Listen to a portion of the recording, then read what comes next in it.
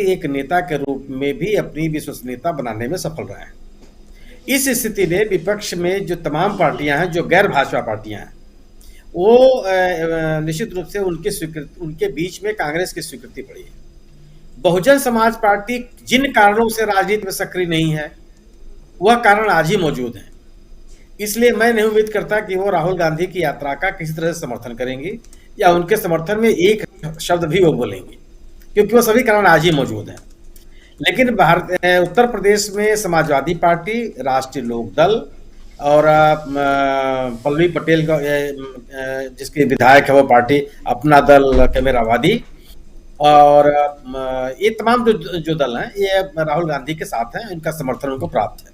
और मुझे लगता है कि उस शामिल हो या ना हो, लेकिन उनके कार्यकर्ता उन जिलों में जरूर इनके साथ रहेंगे और उसमें कोई बहस नहीं है।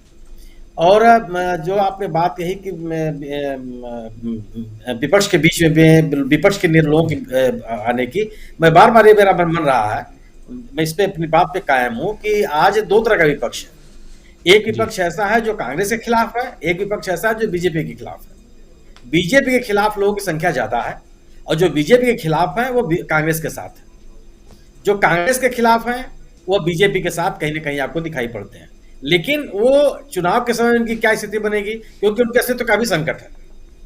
और उस अस्तित्व के संकट में वो हो सकता है कि बीजेपी का साथ छोड़ करके कांग्रेस की ओर चले आवे, क्योंकि कोई भी क्षेत्रीय राजनीतिक दल ऐसा नहीं रहा जो बीजेपी के साथ जुड़ा और उसकी ताकत माइनस नहीं बढ़ी हो, वो खत्म हो गया। इसलिए लोगों के मन में एक भय है ये कि इनके बीजेपी के साथ नहीं जाना है। लेकिन अब और भी कारण है आज की राजनीति के। एक बात जो आप लोग का बात जो चर्चा हो रही थी 5 किलो अनाज का, राजीव जी, उत्तर प्रदेश में सर्वाधिक पिछड़ा इलाका है पूर्वी उत्तर प्रदेश। बलिया, गाजीपुर, आजमगढ़, मऊ, चंदौली, मिर्जापुर, बनारस, गोरखपुर, देवरिया, महाराजगंज, ये बहुत पिछड़े इलाके हैं पश्चिम की तुलना में। और इन सभी इलाकों में 5 किलो अनाज लेने के बावजूद सभी सीटें हार गई बीजेपी। नंबर 1, जो अभी उपचुनाव हुआ है विधानसभा का, खतौली का जो उपचुनाव है, ये बहुत बड़ा संदेश है। 5 किलो अनाज कोई मायने नहीं रखता। 5 किलो अनाज इन जिलों में ही बटा है। ये जो सोशल डिवाइड था 2012-13 के दंगे के कारण और जो समाज का विभाजन था, उसकी फसल काट रही थी कांग्रेस। राष्ट्रीय लोकदल ने इस फसल को, इस दूरी को जो कमजोर नजदीक में लाने की कोशिश की है, इसका परिणाम खतौली में भी दिखा, इसका परिणाम मैनपुरी में भी दिखा। मैनपुरी के पांचों विधानसभा क्षेत्र में भारतीय जनता पार्टी के उम्मीदवार का हारना, ये 5 किलो अनाज को रिजेक्ट करना है। खतौली का चुनाव 2017 में इस भारतीय जनता पार्टी ने 1 लाख से ज्यादा वोट से जीता था। 2022 में तो संख्या कम जरूर हो गई, लेकिन 50,000 के ऊपर थी और 2022 के उपचुनाव में बुरी तरह से हार गई। ये जो सोशल डिवाइड है पश्चिमी उत्तर प्रदेश में, इसका बहुत बड़ा रोल होता है। ऐसा नहीं कि अनाज लोगों को नहीं मिलते थे, अनाज ही आपके लिए थोड़ी जरूरी है। आप अनाज को पकाने के लिए कहां से गैस लाएंगे आप?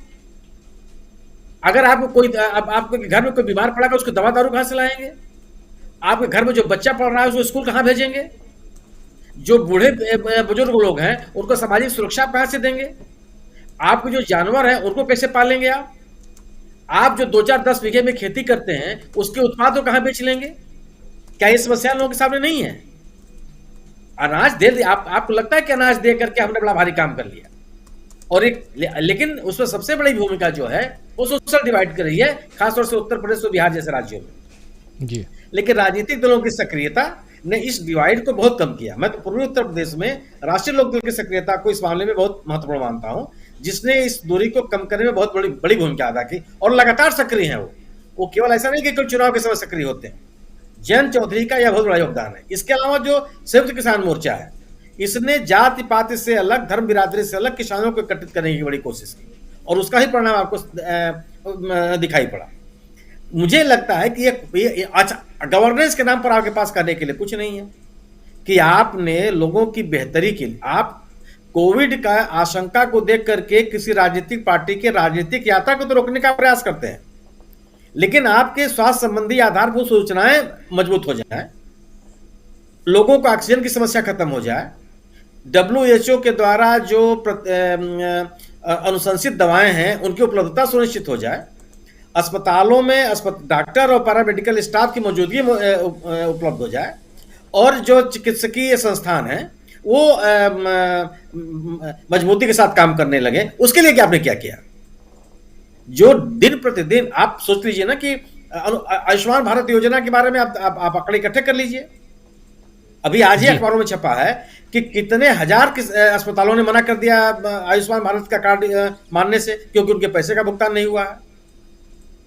ये देखिए, ऐसा ना कि अगर जब जो कुछ भी अस्थाई है वो ही आपको दिखाई पड़ेगी, गवर्नेंस के अलावा कोई विकल्प नहीं है। ये जो आप अंकगणित और बीजगणित लगाते रहते हैं, इसका बहुत मतलब होता नहीं है। हर आदमी को अपनी जरूरतें चाहिए, सामान्य जीवन जीने के लिए, जीवन को बनाए रखने के लिए, स्वस्थ जीवन जीने के लिए और गुणात्मक जीवन जीने के लिए, और उसमें कोई योगदान आपका नहीं है।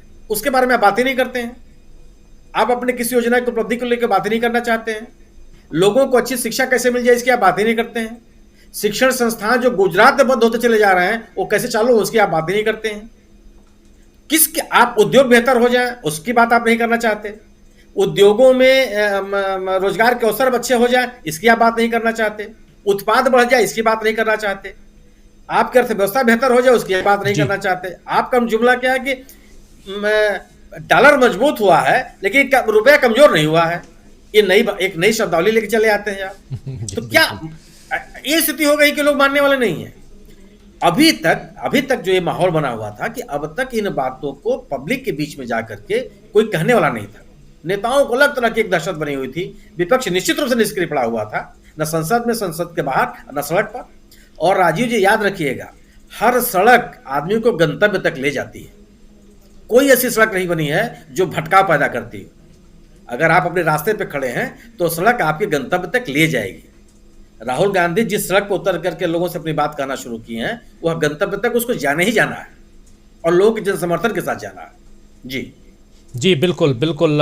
ये आपने बहुत सारी बातें, और ख़ासकर ये जो लाभार्थी योजना जो है, यानी लाभार्थी वर्ड, वही उत्तर प्रदेश चुनाव के समय में ज़्यादा प्रचलन में ये शब्द आया था। और उसके बाद ये शब्दावली जो है इसको लेकर के बहुत चर्चाएं हुई अलग अलग टेलीविज़न चैनल में। और ख़ासकर वो लोग इसकी चर्चा खूब करते हैं जो सर्वे एजेंसियां हैं, और उनका कहना लगातार यही है कि इससे बीजेपी को खूब फ़ायदा हुआ है। लेकिन आप जैसा कह रहे हैं ये भी एक दूसरा पहलू है, क्योंकि उन क्षेत्रों में जहाँ काफ़ी इस योजना के तहत लोगों को अनाज बांटा जाता है, गरीबों की संख्या जहां ज़्यादा है, वहां बीजेपी हारी है। एक नहीं, पूरी की पूरी सीटें हारी हैं, जैसे पूर्वांचल का पार्ट हो या उपचुनाव में हारी है। तो इस पर एक बार फिर से हम लोगों को भी देखने, समझने और फिर से चर्चा करने की ज़रूरत है। मुझे लगता है कि एक बार फिर से हम लोग इस चैप्टर को खोल करके चर्चा ज़रूर करेंगे, करना चाहेंगे भी, क्योंकि 2023 का चुनाव और उसके बाद 2024 के चुनाव के लिए ये मास्टर स्ट्रोक के रूप में देखा जा रहा है। लेकिन सुनील जी, आपने बहुत शानदार ढंग से इस बात को रखी है। और दूसरी तरफ राहुल गांधी हैं जो सड़क पे निकले हैं और गंतव्य की तरफ, अपने मंजिल की तरफ आगे बढ़ रहे हैं। और अगला पड़ाव जो उनका है 3 तारीख से शुरू होगा और